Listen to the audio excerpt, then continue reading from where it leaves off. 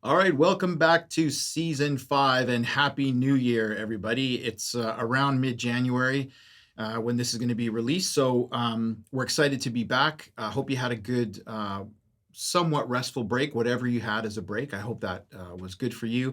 Hope you had a good Christmas and a happy new year. And we're pretty excited. We've got a few things happening for season 5. I'm not going to give anything away, but stay tuned because we've got some exciting things coming up. But one thing that we wanted to add, and I think would it be appropriate? I think maybe this is a shout out to Jay of the Dead and his podcast, or have you heard it on other podcasts? Because I know he does this. Yeah, I suppose that's one of the main ones I listen to, but certainly their horror movie weekly, they always kind of talk about what you're about to introduce. So yeah, I would say that's fair. Yeah. So if you're new here, welcome, Leatherface Lee Maniac Mike? and this is our 5th season, which we're pretty stoked about. I think I read somewhere that the average podcast lasts 7 episodes. Yeah, I thought we'd never make it past episode 2, so we're doing well. So we're well beyond 7, and we had a great season of guests last year. If you haven't checked out season 4, check out season 4. Maybe you want to start with our top 10 of 2023. That was a really interesting episode where I think we miscounted. I think we had 5 overlaps. We found out after, but we thought we had maybe 4. Yeah, I think that's right. But we had some really interesting differences in where we put those movies in our top 10 list. And we've done some other top 10s 2022. We had our favorite horror films of all time. And so check out our back catalog because that's available on Apple, Google, Spotify, and Anchor. And without any further ado, let's jump into season 5. So we wanted to start this new thing in season 5, which was in addition to sharing whatever movie is going to be the focus for our episode, we thought we'd just give a really quick cut recently seen film that each of us have seen, maybe or maybe not, more than likely show up as an episode on its own. So if Mike's good, I'm going to start. Yeah, jump in. So this was one that I've seen. I streamed it on Amazon. This is one that I've seen listed, and I was like, nah, I'm not really sure. But anyway, I jumped in. This is Afterlife. It's a 2009, I'd say, drama horror thriller. I think it leans a little bit more to the thriller drama, and its tagline is "Life is the symptom, death is the cure." Now, very incongruous. It's 5.9 on IMDb, which is pretty decent score, but it's 24% critic score and 33% audience on Rotten Tomatoes. So I'm not really sure where the disconnect is because those scores don't really match up. But it's directed, and bear with me, Agnieszka Wojciech-Woslow. Nailed it. She's a Polish female director. I think this was her second feature, and it stars Christina Ricci, Liam Neeson, and Justin Long. Ooh, Justin cast. Long, yeah. I love Justin Long. Yeah, it was a good cast. And Liam Neeson. And Christina Ricci. So anyway, I'm not going to give anything away. I'll just tell you what the synopsis is, and then we can move on. Following a terrible car crash, a woman awakes to find an enigmatic mortician preparing her for burial. So that kind of, Justin Long was the reason I watched this because he's so good in everything I've seen, and particularly in his horror films. So do I recommend it? I'm on the fence. I found it's funny, I stuck on the word enigmatic because I found the film enigmatic. I wasn't sure. There didn't seem to be, to me, any clues about where we were, whether we were in reality or an altered reality. So I'll leave it at that and say, if my description intrigues you and you like enigmatic films that kind of make you think, you might want to give this a try. It's a slow burn for sure. There's no crazy action in it, but for what it's worth, Afterlife, after.life. And Any comedy? Because Justin Long sometimes walks that line. Not really. It was, and that kind of disappointed me a little bit because I thought there wasn't really opportunity based on the storyline. It was definitely more drama serious. So no comedy. So for what it's worth, give it a shot, see if you like it, and don't blame me. I'm just saying I saw it recently. Okay, That's what why we you do got? this segment, to kind of Yeah, throw some films out there that we've watched, but we're probably not going to do an episode on. So yeah, that's a perfect pick. totally. Yeah, so for me, I watched Old by M. Night Shyamalan. I was going on a road trip and I wanted a movie to watch, so I was quickly scrolling through Netflix for something I could download and watch. I'm like, oh, there's Old. I had heard terrible things about this movie, but Yeah, let's me try too. it because I do really like M. Night Shyamalan. So I downloaded it and I watched it, and I actually thought it was okay. I couldn't have gotten in with lower expectations for this movie Okay, based on that what people had helps. said about it. Yeah. So I was expecting the absolute most abysmal film in existence. So given that as a starting point, it wasn't as bad. I actually do like the concept of the movie. If you've seen the trailer, the idea is that people go to a beach and they age very rapidly. So that did bring out some pretty interesting scenarios to play with. I think this would have actually been better had it been like a season of television rather than a film, because it just felt, I think some of the things he was trying to do ended up feeling kind of cheesy and rushed because there wasn't enough time to properly develop it. Okay.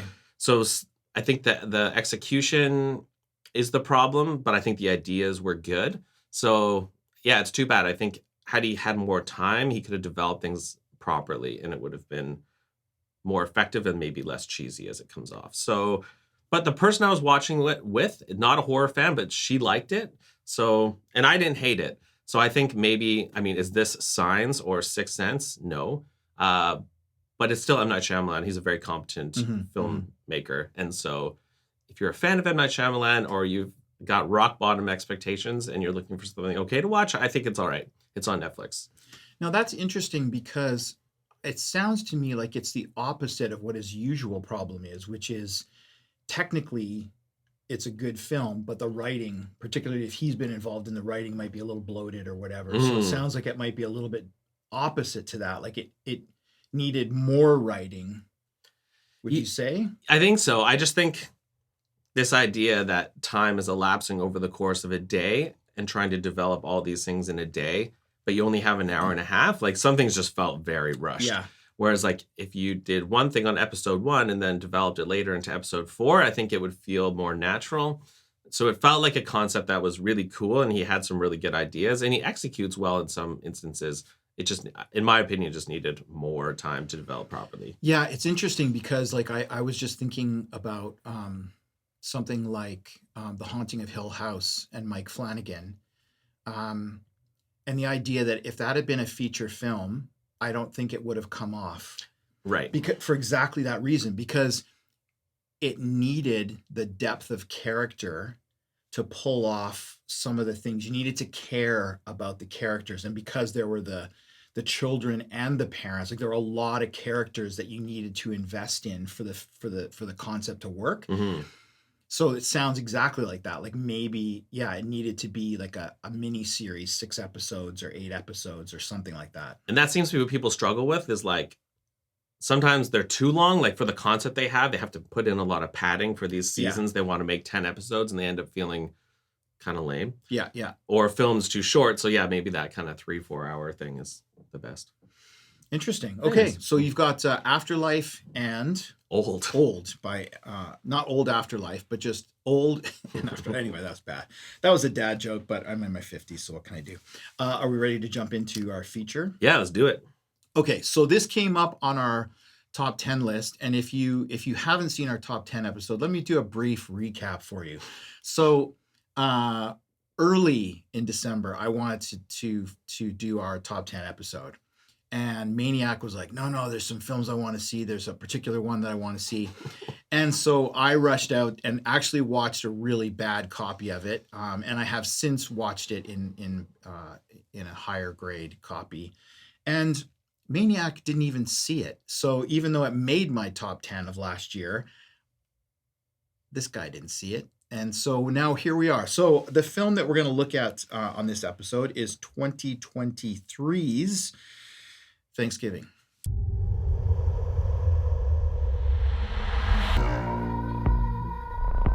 I used to love this town. Until what happened that night. Tomorrow's Thanksgiving, and I'm tired of pretending like everything is normal and it's not. I want things to go back to normal too. Show some enthusiasm. Thanksgiving is an institution here. Directed by Eli Roth. The cast: Patrick Dempsey, Patrick Dempsey. Humpty Dumpty. sorry, Pat. Ty Olson and Gina Gershon, which I haven't seen do anything in a while, but I can't say that I'm not a uber fan. Anyway, IMDb 6.6. That's a strong score. 83% critic score on Rotten Tomatoes and 79% audience score. Did I say it was Eli Roth directed? You did, Eli okay, Roth, good. yeah. And I don't think he's done other things, but he hasn't had a feature in a while. I know. Was Green Inferno the last thing he directed? I think so. And he was in Inglourious Bastards, but yeah, I've not heard from Eli Roth in a while. Yeah, I mean, he did the series on Shudder on the history of horror film. That's right. That's my last thing. I think he's been doing some other things, and I think he's got a podcast. Like, who doesn't have a podcast? If we've got a podcast, I'm sure Eli. He surely must have one. Yeah. So the summary goes that after a Black Friday riot ends in tragedy, a mysterious Thanksgiving-inspired killer terrorizes Plymouth, Massachusetts. I'm not doing very well with my speaking today. The birthplace of the infamous holiday. Now, how should we start this one? So there hasn't been, I don't think, a really good holiday horror film in a while. Like an iconic one, no. An iconic one, yeah. So I was pretty excited to see this one. It flow mostly below. Halloween Ends? Does that count? No. Okay. No, none of those Halloween movies counts, the remakes. Yeah. Anyway, got thrown off. Well, they're often Christmas or Halloween, so it was cool to have one for Thanksgiving, which is not. There's not a whole lot of Thanksgiving films that I'm aware of. I mean, if you believe Eli Roth, I saw him interviewed recently, and he was saying that he's always wanted to make, inspired by Halloween and other films, he's always wanted to make a holiday slasher. Yeah. And the cool thing is, I'll get into this later, but him being a horror fan, there's a bunch of Easter eggs in here that are really cool. Like, if you're a horror film buff, I didn't catch all of them, but I caught a few of them. I just think that's always fun when there's a layer for the true fans where you can go, oh, I know what that's referencing or whatever. Yeah, I think if nothing else, I always find Eli Roth's films to be fun. Like, they're quite entertaining. Yeah. And well, I mean, we'll get into it later, but so we're going to do spoiler free for the first half. We'll give you our little biddle-a-doos when it gets to spoiler territory. But where did you hear about this one? I don't remember exactly. Well, my first exposure to it was watching the Grindhouse film, the double feature in theaters where they had those fake trailers.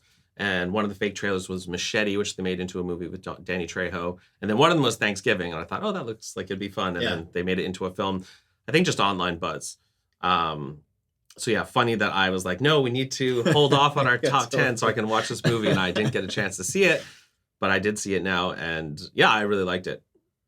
What did you think? I had told you about this one though, right? You were, yes. Yeah, it wasn't on my radar and you had mentioned it. I thought, oh, that's really cool. And I remember just watching a trailer and thinking, okay, yeah, I do have to see this one. Now I'm assuming that you're not a Grey's Anatomy fan.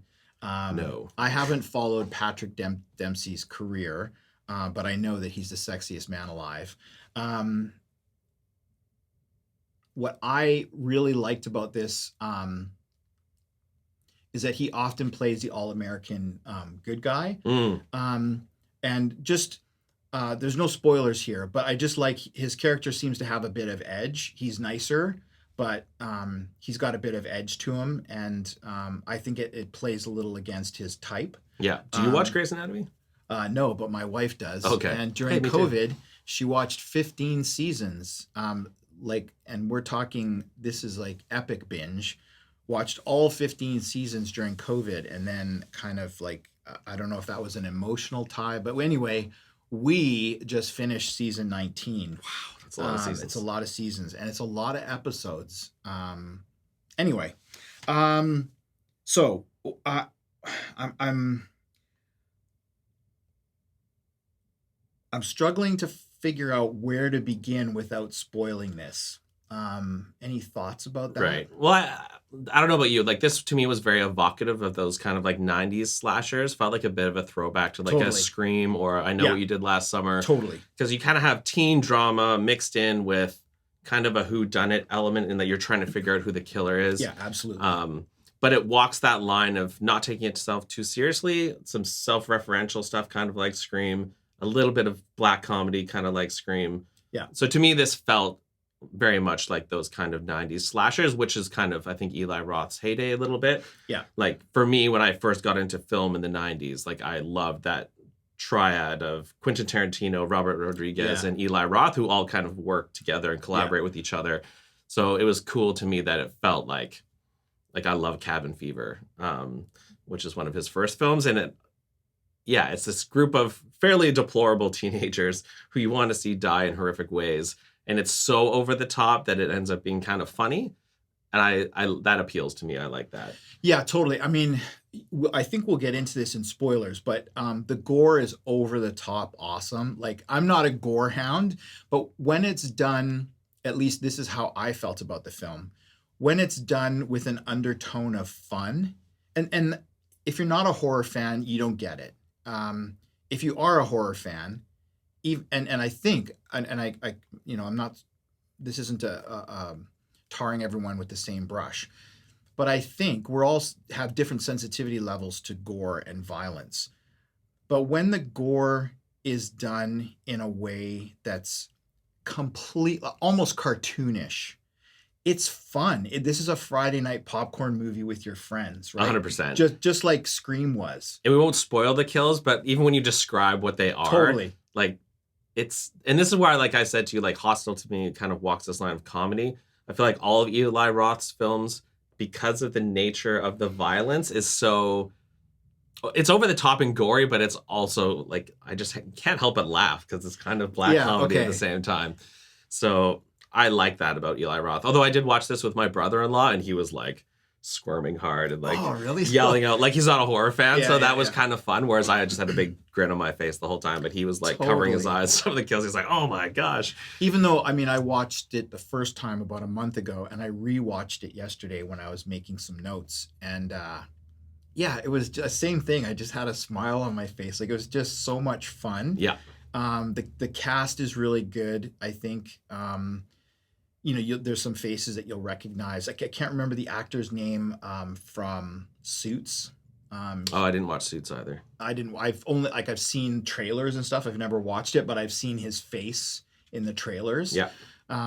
He plays the father with the mustache, Okay. the heavier set guy. Yes. yeah. He's the father. In Yeah, this one? the Yeah. father, Okay. Yeah, yeah. I recognize him. Yeah. Anyway, yeah, it's a lot of fun, and it is a nostalgic, especially with the Easter eggs. 100%. Yeah. And I do feel like he nails the social commentary as well. I do too. This isn't spoilers because I think it's in the premise. Yeah. But that opening 20 minutes with the Black Friday riot for me was just gold. Like, I have been waiting for someone to like skewer the Black Friday phenomenon, and he does it brilliantly. Like, the fact, I looked it up. So since 2006, 12 people have been killed and 117 people have been injured by mobs at Walmart trampling people to death trying to save 15% on television. Yeah. It's like, that is absolutely ridiculous, especially when you juxtapose it with, and I think he plays with this too, like Thanksgiving, which is supposed to be a holiday about being thankful for what you have in your life. Yeah. Then Black Friday the next day where people are literally killing themselves to save 10% on TVs at Walmart. So the idea, like this opening scene, which is so over the top, Yeah, of totally. mobs of people like outside the mall, which is very evocative of like Dawn of the Dead Yeah, or something, yeah. with the zombies trying to get Yes. in. What is it? They're trying to get waffle makers, a free waffle maker, waffle irons. Just absolutely massacring each other and trampling each other to death. And the gore is so over the top that it makes it that much more ridiculous. But yeah, I've been really bothered by this like Black Friday phenomenon for a while. And like, if I had someone in my life who was killed because someone wanted to save 15% on a waffle iron at Walmart, like that just seems like the most senseless way a person could possibly die. Yeah, So I feel like that needs to be made fun of. And Eli Roth nails it. Like, I think so. was like cheering because Yeah. I think that's like the horror genre is the perfect place to have some social commentary on that.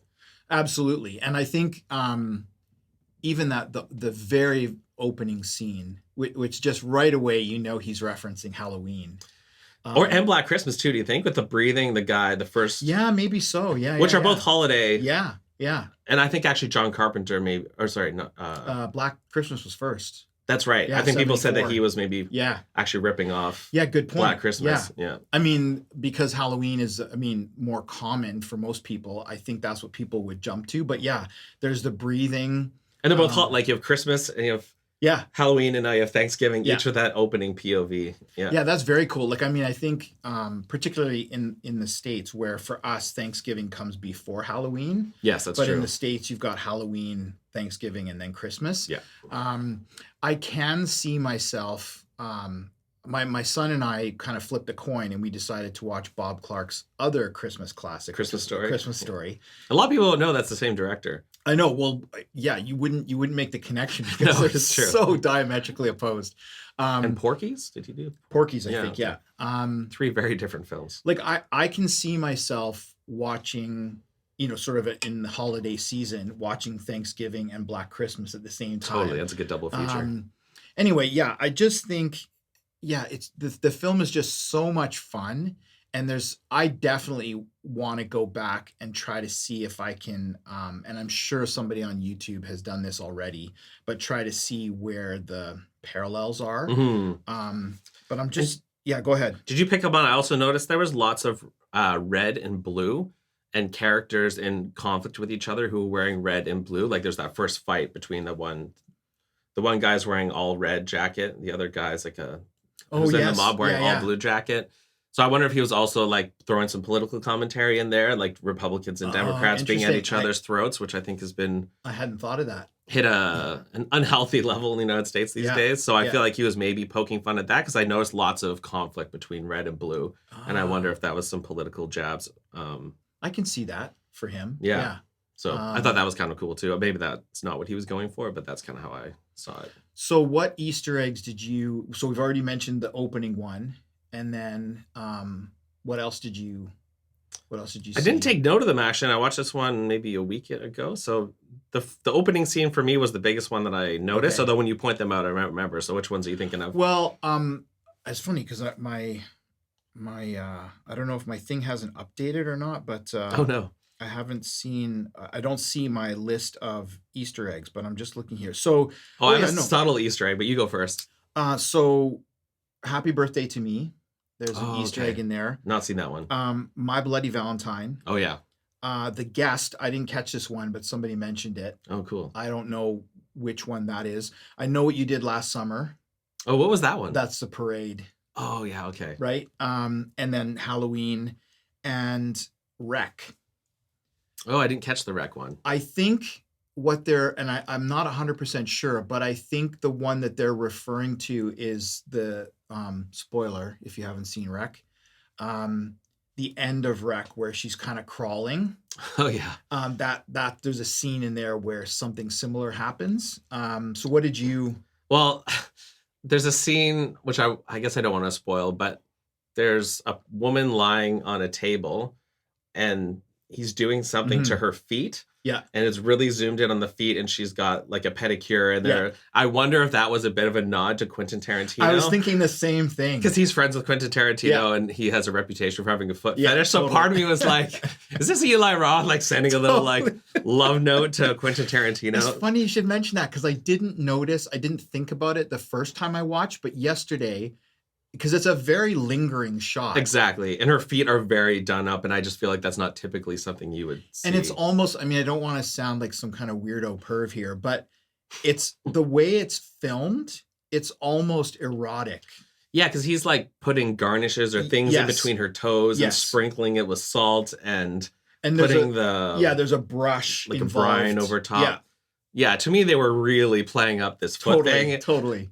And I thought, because I know Eli Roth is good friends with Tarantino, I just thought maybe that was for him or like a good joke. one. Or Yeah, because so I laughed at that part. That was great. I definitely noticed how much time was spent in that shot, in that sequence. And I thought, but it didn't dawn on me. I did think of Quentin Tarantino. I'm not sure if I knew that they were close friends. I know that they know each other and I've seen them interviewed before, but yeah, that's great. Cause that's a great scene. Yeah, so I mean, those were the ones, like I said, those were the ones that I looked up online. It would be fun to go back and watch it solely for like looking for Easter eggs. 100%. Yeah. Yeah. Because I mean, I think Roth is so steeped in horror that, and being a director, he would have a visual eye that maybe some people don't.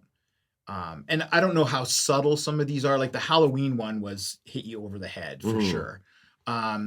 Speaking of, there's a great scene. Let me see if I wrote down.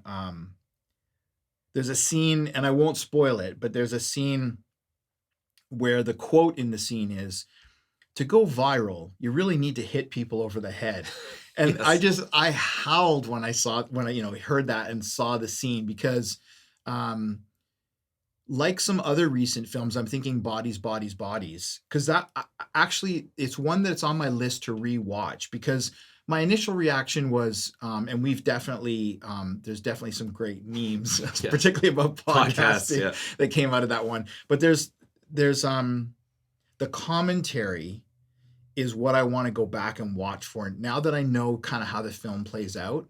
There's the social commentary which is obvious the first watch, but I want to go back and kind of nitpick. Yeah, and the style of Bodies, Bodies, Bodies is very much a Eli Roth Yes. style. Like it, yeah, I didn't know what to expect either going into it, but afterwards you realize, okay, this movie is actually kind of Totally. walking that line between Yeah. black comedy. So yeah, that's a good comparison.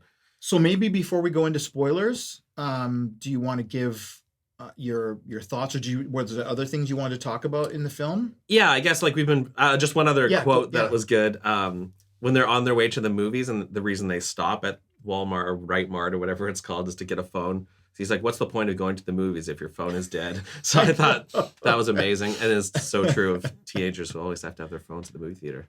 Yeah, I think for something I didn't like.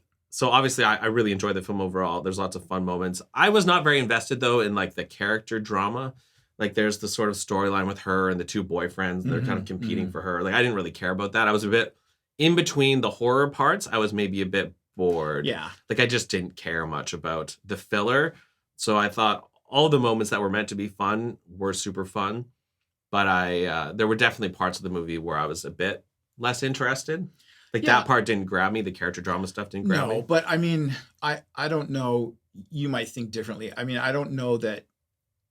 I feel like what I've seen and I know of Roth films, the fillers are exactly that. They're to get you to the next setup for the kill. Yeah. Because really, it's his kills that are always awesome, For sure. right? I guess I think in a movie like Scream, I am a little bit more invested in the character drama. Yeah. Whereas this one, I just didn't. I didn't think it was as well executed. But you're right.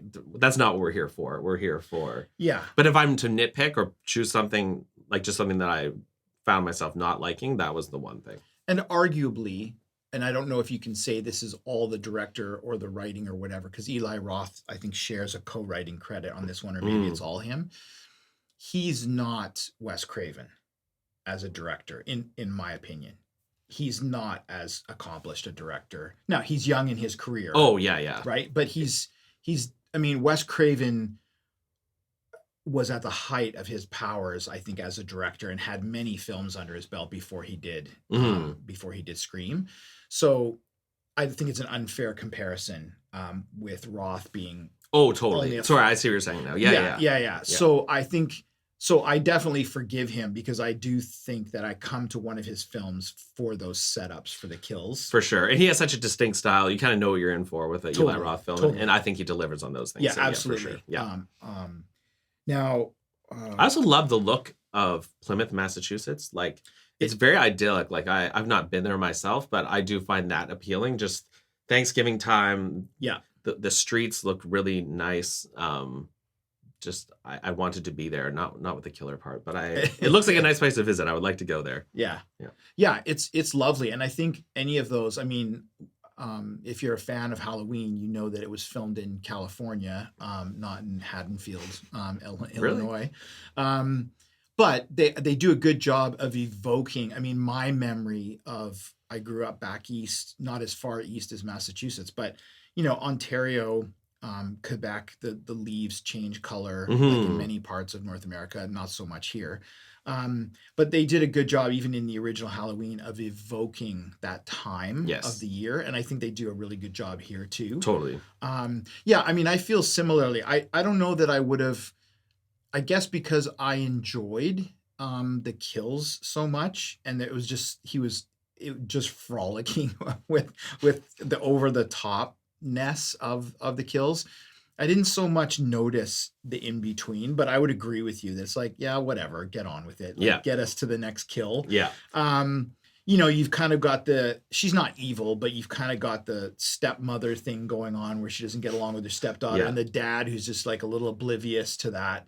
And you've got the gang of friends.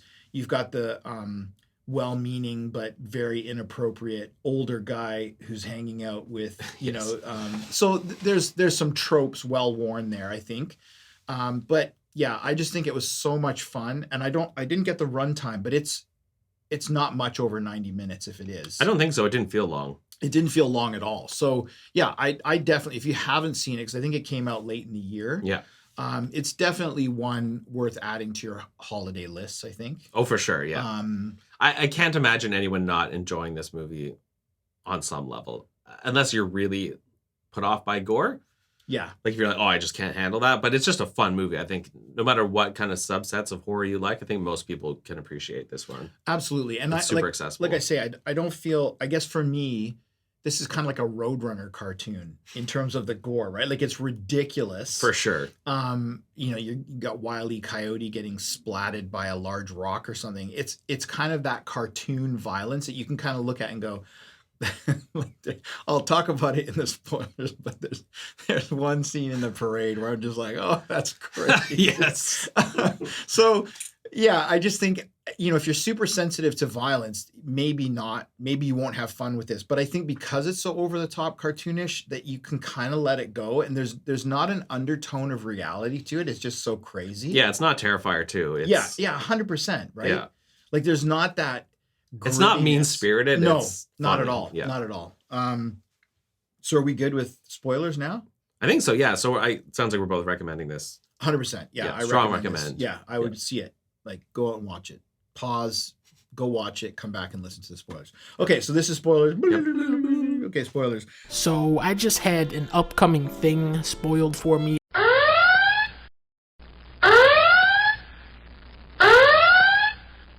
Oh, let's get into the kills. Yeah. Because so the first victim, Gina Gershon's kill is awesome in the riot. Oh, With yeah. hit by the cart. Her hair pulled back. That's what made it so great. It's like, yeah, it's just, and then the first victim who was very vocal in the riot, Yes. the waitress. Yeah. That's awesome too, because he kind of plunges her head into some water and then sticks her to a freezer door, and there's her skin ripping Ripped off the off. door, and But the best part is when she tries to get on her phone and the finger, because she's lost her fingertip. yeah. They won't do the fingerprint recognition. And then because her face has been burned, it doesn't recognize her facial thing. Yeah. So she's trying to get on her phone to call the police. The finger thing doesn't work. The facial recognition doesn't work. I thought that was hilarious. Like good social commentary mixed in with the kill and over the top. It was really funny. Yeah, because it is really good, because the social, commentary part is like, well, if it was like a button dial or even a rotary phone, you would have been able to phone 911, but Yeah. because you're trying to get into your phone, There's like blood all over the screen and she's trying to recognize her fingerprint. It was pretty over the yeah, top. it was just it was just great. And I won't list every one, but the Which one stood out to you as your favorite? I thought the trampoline one was awesome. Yeah. I think, and it was still over the top, but I think the oven, Ugh, yeah. that one was kind of like, ooh, that's cringy. That one was less fun. That It was less more like, fun. oh, that's brutal. I mean, like I alluded to it before we got into this, but the parade one where this big pole goes through the guy's hand. Right through his head, they show it all. Yeah. It's really nasty. Yeah. And then I don't know, they're saying, "Wake up, Grandpa, wake up." yeah. The kids are next to him, right? And it's just Yeah. face. And I wondered, I didn't see it in the list of Easter eggs, but I wonder if that's a reference to The Descent, or even Oh. maybe not The Descent. The spelunking one? Yeah, Because isn't that how it opens with her husband Oh, maybe. getting? That's true. Yeah, yeah. And then there's also Final Destination. yes, that's where possible. There's a scene with Final Destination in a logging truck. yeah, true. Oh, yeah, Um, I can see that. So I nobody listed that as an Easter egg. There's but- also one of those things like excuse me. corn on the cob grabbers. Yeah, those were awesome. He like stabs the guy in the 2 ears with the 2 corn on the cob things. Like it's just so over the top. and I think that's the scene that they're thinking is referencing Wreck, because she's on the floor, yeah, crawling towards the stairs, and then John Craven. Is it John Craven? Mhm. So he grabs her from behind, and you see her being pulled backwards. yes, So I think that's kind of like the finale of Wreck. yeah, that makes sense. Um, Or John Carver. Carver, sorry. I had Wes Craven and John Carver. Now, my question, well, I think this was a great addition to all the holiday slashers. How did you feel about the ending? Because to me, I was thinking that seemed like an obvious reference to Friday the 13th with her dream of the boy Totally. in the lake. I had the same. Okay. Yeah. Or even one of the Nightmare on Elm Streets too. Like they think it's all Yes. over, and he reaches out and grabs. Yeah. Isn't that the first one? The ending Yeah. is he pulls her mother through Through the door. the door. Yeah, window, that's what it reminded me of. Okay. But you're right, Friday the 13th as well. So maybe that makes sense that he's kind of. I think that's another Easter egg. Yeah. I mean, Um, did you feel that they were leaving it open for a sequel? Yes, Okay. yes. Yeah. Which I'm always leery of.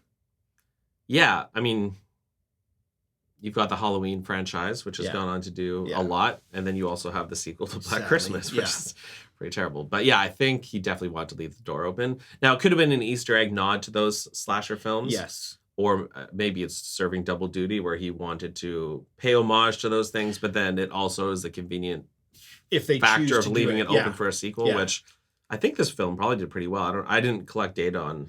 No, I didn't how look much to it see how it made, did at the but- box office. Like, because that, to me, that, like, you think the killer is maybe consumed by fire, Mhm. but then there's a suggestion, there's a hint that one of the firemen, they kind of linger on him coming out of the fire.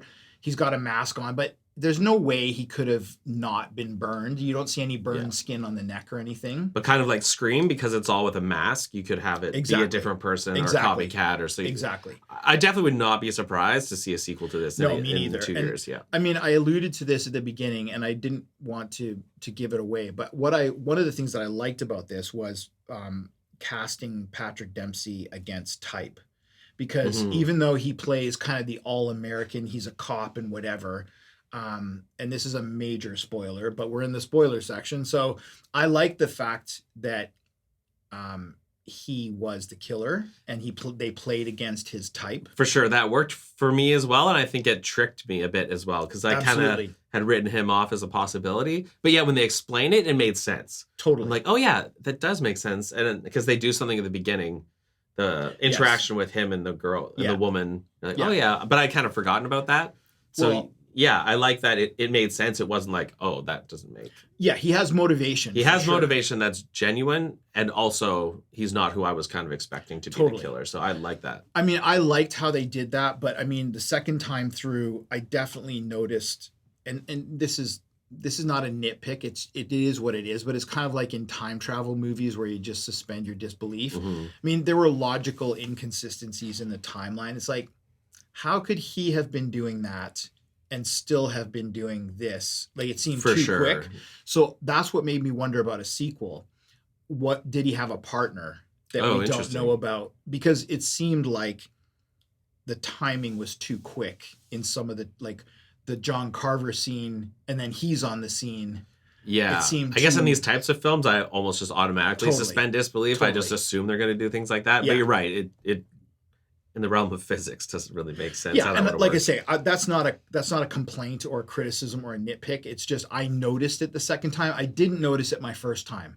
I was more invested in the story. Yeah, no, I didn't notice that, but I had heard it in reviews that some people. But then didn't like in that. the second watch, it's like, okay, but if he's there, like, so the one that really stuck out to me is when the protagonist female character is in the high school waiting for her friends, and she's hiding in I don't know where this high school is, but they've got like a hair salon.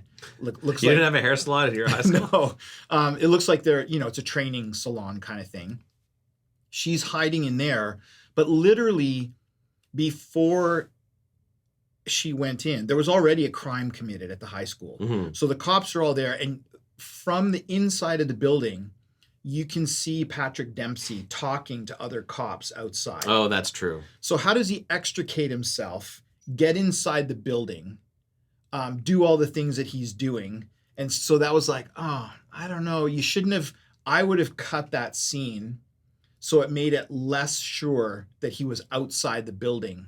Now, because Eli Roth is kind of like paying homage to all these different horror Yeah, films and yeah. maybe making fun of horror cliches, do you think? Possibly. Because that happens, I think, in a lot of horror movies Absolutely. of this ilk, that they do those sorts of things. So I wonder if that was an intentional, That's a good point. almost like oh, hey, like, I wonder if that was intentional, I guess. What I'm saying. Yeah, because he's a very smart director. So that's a good point. I hadn't considered that it would be an intentional. I just assumed it would be an unintentional kind of. Because he faux is kind pas. of poking fun at different Absolutely horror tropes. Yeah. And so I wonder if that's what he's doing That's there. a good point. Because it's so obvious that, Yeah, and he's bright enough. I would think he would catch that in editing. yeah.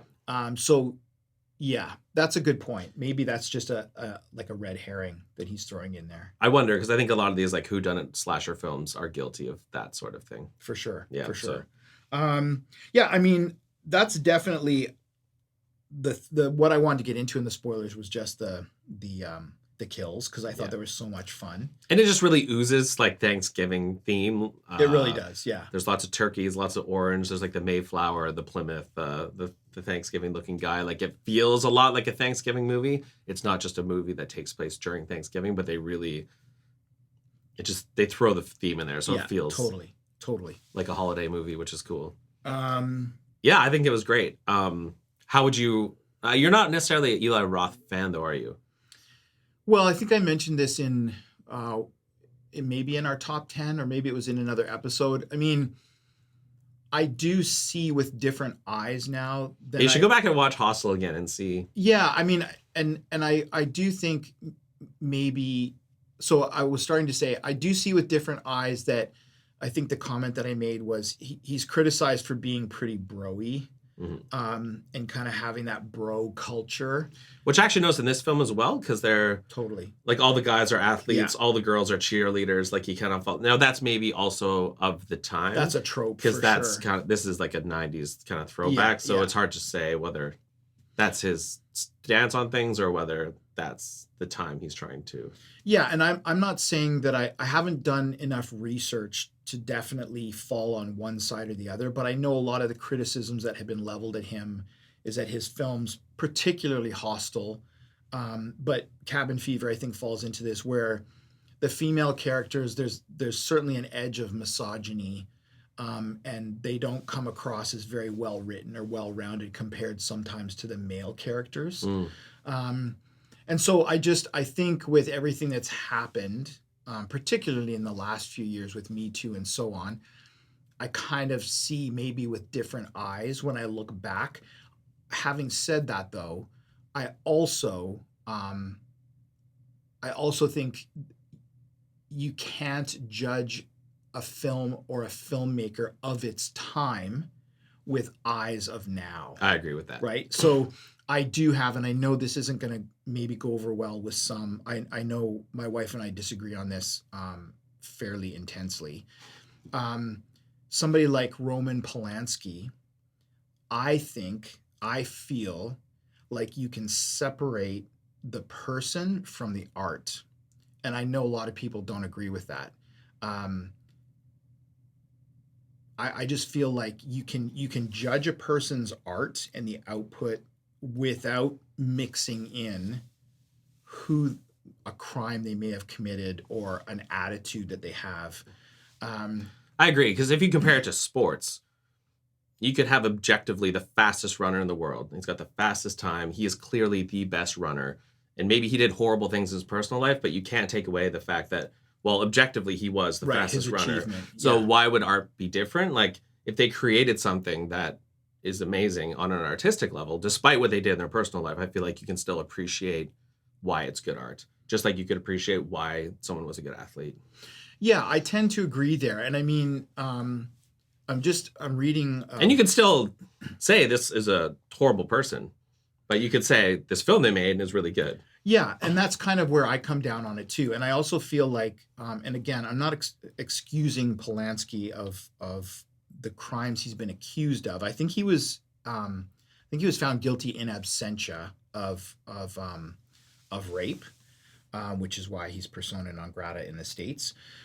But I'm reading a book right now about filmmaking in the 60s and 70s, particularly called Easy Riders and Raging Bulls.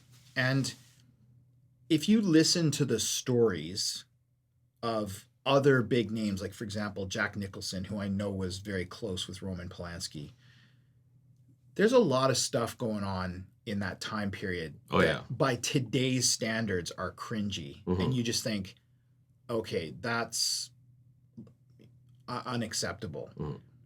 But at the time, it was definitely swept under the rug. I'm not going to suggest it was acceptable by everybody, but it was swept under the rug and people thought, okay, well, that's his personal life. I mean, another great example is JFK. We know that he was protected by the media. Yeah. And there was a wall put up about, okay, this is him as a leader and this is him as a person. Now, I'm going to be contradictory here because I think if you're a leader of a very powerful country with a lot of power globally, who you are as a person kind of comes into your ability to lead. Yeah, I would argue that heading into 2024, that's an accurate statement. Yeah, exactly. So, but I think it's different when you're producing a product as opposed to yes. And I don't mean to diminish art as a product, but let's just call it that. I think who you are as a person definitely comes through in your art, your attitudes towards women or towards politics or whatever. But arguably, as you've said, you can create a great piece of art and still be a piece of shit as a person. Yeah, if tomorrow Steven Spielberg, we found out that he was a pedophile, well, would you say Schindler's List is not a good film or Saving Private Ryan? Yeah. Like, objectively, Schindler's List is an amazing film. Right. Regardless of what he's like as a person. You can still not support it. Like, if you find someone, if you don't want to support them, you cannot pay for it or you cannot. Yeah. I get not supporting something that's benefiting that person for that reason. Yeah. But you could still, even though you're not supporting it, you could still say, as a work of art, it's still, there's talent there, there's skill there. 100%. But anyways. Anyway, that got a little serious. Sorry about episode 1. We just got canceled. Hope you enjoy this. I'll see you guys later. Episode 1, and we're already getting into the weeds. Okay, so let's maybe tie a bow on this. Yes. And it's 2 thumbs up. Definitely recommend. Go watch it. This was a really fun film. Coming back to our initial concept of fun, and hopefully you can get the irony of ending our very fun film review with super serious totally. subject matter, but that's okay. People probably enjoy that.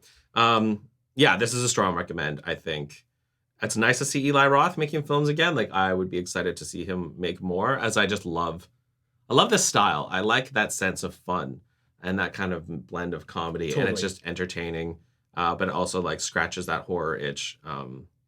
I like what he does stylistically. Yeah. So this is probably streaming, I would guess, in the next couple months. But by whatever means you find yourself watching this film, I hope you get a chance to watch it soon. Welcome back to season 5, and I hope you stick with us for the rest of the season. So our next episode will not be a typical film review. Different. Our next episode will actually be our 50th episode.